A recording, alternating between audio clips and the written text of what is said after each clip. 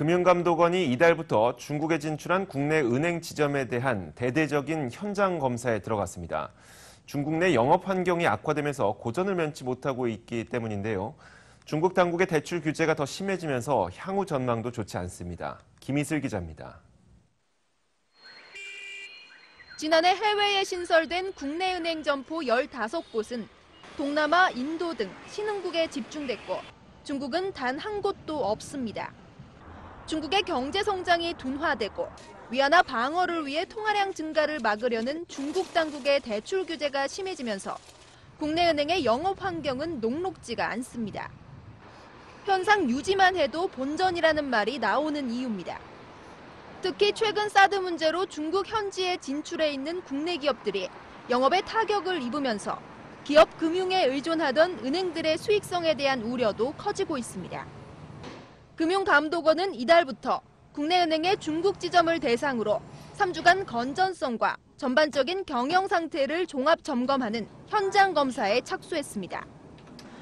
금감원 관계자는 중국이 특히 수익성이 좋지 않고 영업 확장 측면에서 어려움이 많아 현지 상황을 들여다볼 예정이라고 말했습니다.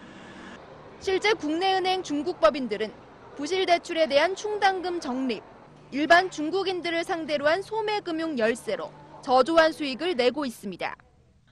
핵심 수익성 지표인 국내은행 중국 법인의 자기자본 이익률은 0.9에서 2%대 수준에 불과해 중국 내 다른 외국계 은행 중에서도 최하위입니다. 국내 시중은행들의 지난해 평균 ROE, 올해 예상 ROE와 비교해도 현저히 낮습니다.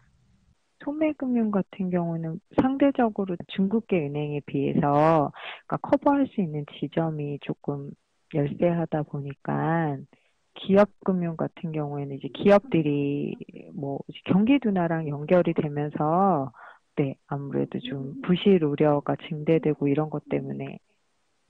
하지만 중국 시장 자체가 워낙 크고 투자 자금을 걷어들이기에도 부담스러워 중국 법인은 쉽사리 버릴 수도 없는 계륵 같은 존재입니다.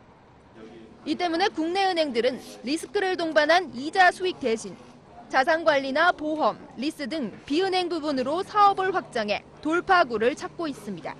머니투데이 방송 김희슬입니다.